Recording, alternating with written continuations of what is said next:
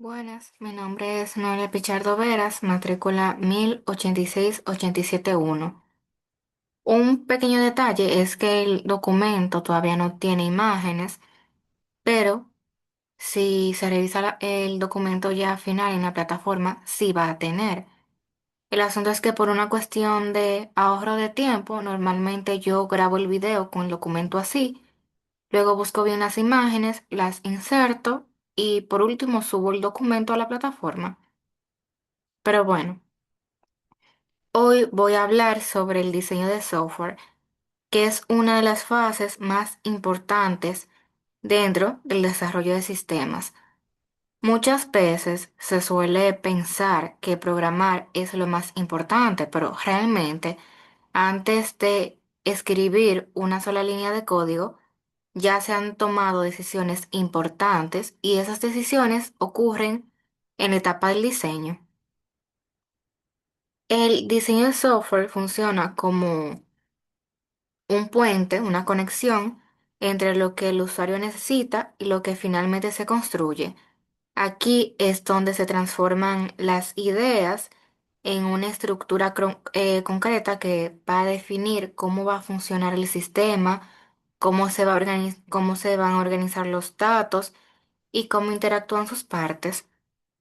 Un buen diseño es aquel que permite anticipar errores, reducir costos y asegurar que el sistema pueda mantenerse y evolucionar con el tiempo. Para entender mejor esto, primero hay que hablar sobre el concepto de diseño. El diseño de software es un proceso iterativo en el en el que los requisitos del usuario se convierten en una representación técnica detallada del sistema. Es como hacer el plano de una casa antes de construirla.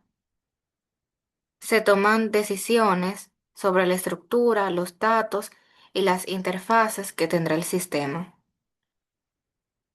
Ese proceso ayuda a reducir la incertidumbre, ya que permite poder identificar los problemas antes de que aparezcan en el código. Por ejemplo, se pueden detectar errores de lógica o problemas en el flujo de información desde etapas tempranas.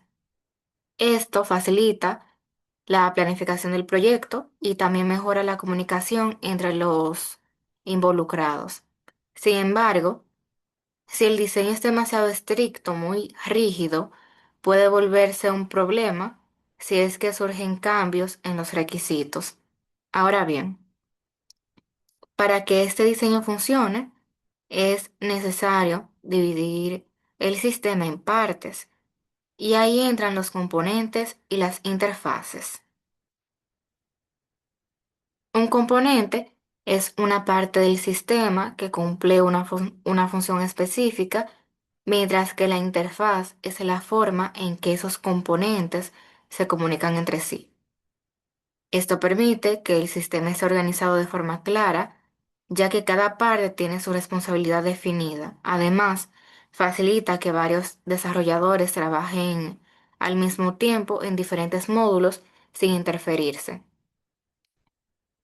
Las interfaces actúan como reglas que garantizan que todo funcione de forma correcta, incluso si es que se cambia un componente por otro lado más, o sea, por otro más moderno. Aunque esto aporta mucha flexibilidad, también puede llegar a generar que sea complejo si es que no se gestionan bien las interfaces. Este concepto se relaciona de forma directa con la descomposición y la modularización. Básicamente, consiste en dividir un sistema grande en partes más pequeñas y manejables. En lugar de trabajar con un sistema completo y complejo, se trabaja en módulos independientes. Esto mejora la comprensión del sistema, facilita las pruebas y también permite hacer cambios sin afectar todo el software. Además, ayuda a que el sistema crezca de manera organizada. Sin embargo, si los módulos dependen demasiado de uno de otros, se pierde esa independencia y el sistema puede llegar a volverse difícil de mantener. A medida que vamos organizando estos módulos, surge la necesidad de definir una estructura general y ahí es donde aparece la estructura de sistemas. La arquitectura es la visión global del sistema, es decir, cómo están organizados sus componentes principales y cómo es que se relacionan entre sí. Esta parte es bastante importante porque determina determina aspectos como el rendimiento, la seguridad y y la capacidad de crecimiento del software. Y si es que la estructura es buena, permite que el sistema soporte más usuarios, también que integre nuevas tecnologías y que se adapte a cambios. Pero si es que se elige mal desde el inicio, puede ser bastante costoso corregirlo más adelante. Para poder representar todo este diseño de forma clara, se utilizan las notaciones de diseño. Estas son herramientas, muchas veces visuales, que permiten mostrar cómo es estructurado el sistema. Por ejemplo, Eh, uno muy conocido es UML, que usa diagramas para representar clases, procesos y relaciones. Estas representaciones ayudan a que todos los miembros del equipo entiendan el sistema sin necesidad de leer el código. También sirve como documentación. El problema es que si no se actualiza, deja de ser útil y puede llegar a generar confusión. Hasta este punto ya tenemos claro qué diseñar y qué diseñar y cómo representarlo, pero también es importante saber cómo hacerlo de forma ordenada. Para eso es que existen entonces los módulos de diseño. Estos son conjuntos de pasos y también reglas que guían el proceso de diseño para asegurar que sea coherente y de calidad. Y al aplicar estos métodos, se permite reducir errores, mejorar la organización y también asegurar que se sigan buenas prácticas. Además de que facilita que diferentes personas trabajen de forma consistente. Sin embargo, algunos métodos pueden ser demasiado estrictos o rígidos, o sea, muy hacerlo de X forma, especialmente en proyectos pequeños o ágiles. Dentro de estos métodos encontramos enfoques específicos como el diseño orientado a datos. Este se centra principalmente en la información que maneja el sistema. La idea es que los datos son lo más importante, por lo que se diseña el sistema alrededor de ellos. Este enfoque es bastante útil en sistemas que manejan grandes volúmenes de información, ya que permite optimizar el almacenamiento y el acceso a los datos. Sin embargo, puede hacer que la lógica del sistema sea mucho más difícil de entender si es que no se equilibra de forma correcta. Otro enfoque muy importante es el diseño orientado a objetos, que es uno de los más utilizados actualmente.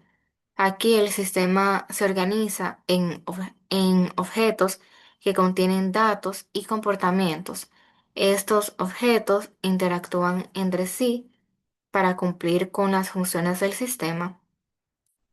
Este enfoque es lo que facilita la reutilización de código, el mantenimiento y la organización del software. Además, de que permite modelar situaciones del mundo real de forma más natural. A pesar de las ventajas que tiene, puede volverse un poquito complejo si se abusa de estructuras como la herencia. A medida que los sistemas se vuelven más complejos, aparecen soluciones comunes a problemas repetitivos y ahí es donde entra entonces los patrones de diseño. Estos patrones son como guías que indican cómo resolver ciertos problemas de forma eficiente. Utilizarlos mejora la calidad del sistema y también facilita la comunicación entre desarrolladores, ya que todos entienden el mismo lenguaje técnico, pero usarlos sin necesidad puede llegar a complicar el sistema más de lo necesario. Por otro lado, en el desarrollo moderno, también se trabaja con software, componentes y plugins. El software es el sistema completo, los componentes son sus partes internas y los plugins son extensiones que permiten añadir nuevas funcionalidades sin modificar el núcleo. Esto hace que los sistemas sean flexibles y también personalizables, porque permite que otros desarrolladores contribuyan al crecimiento del software. Aunque eso es una ventaja, como todo, también tiene su desventaja, como que introduce riesgos de seguridad y también problemas de compatibilidad. Finalmente, uno de los enfoques más rigurosos en diseño es el diseño por contrato. Este consiste en definir reglas bastante claras para el funcionamiento de cada parte del sistema. Cada función tiene condiciones que deben cumplirse antes y después de ejecutarse. Esto permite detectar errores de forma inmediata y también mejorar la confiabilidad del software. Es especialmente útil en sistemas críticos donde no se pueden permitir fallos.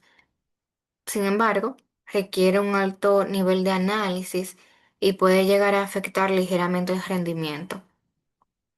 O sea, ya en conclusión, el diseño de software es fundamental, ya que es aquí donde se construye todo el sistema. Un buen diseño significa crear un software más eficiente, seguro y fácil de mantener. Y entender todo esto que se habló ahora es importante para cualquier persona que quiera desarrollarse en el área de diseño, o sea, de ingeniería de software, pero más en esa partecita. Y eso es todo.